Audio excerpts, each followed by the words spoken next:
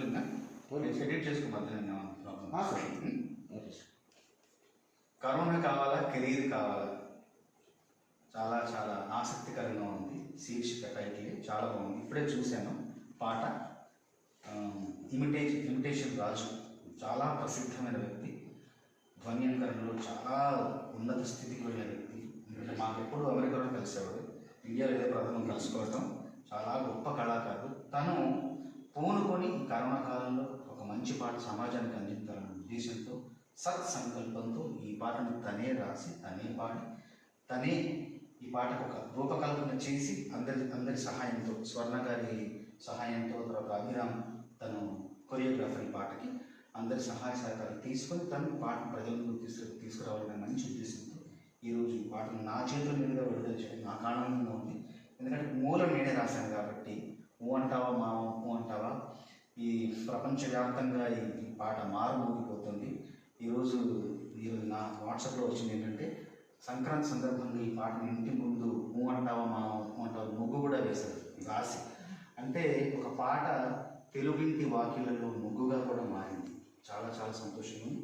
అయితే పాట యొక్క ప్రయోజనం, పాట యొక్క పరిపూర్ణమైన ఒక ప్రయోజనం ఏంటంటే, దాని ఉద్దేశం ఏంటంటే ప్రజలకు చేరువడం, ప్రజల హృదయాల్లో చిరస్థాయిలో నిలుచుకోవడమే కాకుండా ప్రజల సమస్యలను కూడా బయటకు తీసుకురావడం, ప్రజల సమస్యకు ఒక ప్రశ్నలాగా గొంతెత్తి చెప్పడం, లేదంటే ప్రజలకు పక్షాన నిలబడి పోరాడటం పాట యొక్క అసలైన ప్రయోజనం.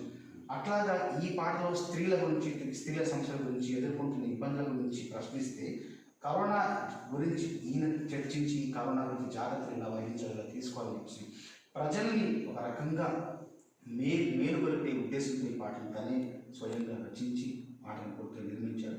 మనస్ఫూర్తిగా అభినందనలు. ఈ పాట రూపకల్పనలో పాల్పంచుకున్న ప్రతి ఒక్కరికి నా అభినందనలు.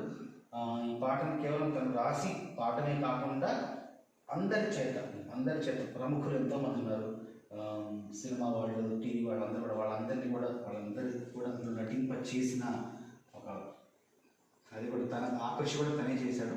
మనస్ఫూర్తిగా అభినందనలు. ఈ పాట ప్రతి ఒక్కరికి చేరాలి. ఆ పాటలోని సందేశం పూర్తిగా అర్థం చేసుకుని, ఆస్వాదించి, ఆచరించి ఈ కరోనా అనే కష్టాన్ని అందరూ దాటాలని చెప్పి మనస్ఫూర్తి కోరుకుంటూ నా చేతుల మీద ఈ పాట విడుదలవ్వడం చాలా సంతోషంగా ఉంది.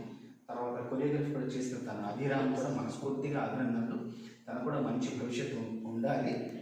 తనకి స్వర్ణ గారికి కూడా మనస్ఫూర్తిగా అభినందనలు. ఇలాంటి మంచి పాటని ప్రజలను తీసుకురావడం ఒక మంచి ఆలోచనతో కనబడవచ్చు. తనకు కూడా మనస్ఫూర్తిగా అభినందనలు. ఇలాంటి ప్రయత్నాలు మరెన్నో జరగాలి. కేవలం అంటే నువ్వు చేస్తున్న మంచి కార్యక్రమాన్ని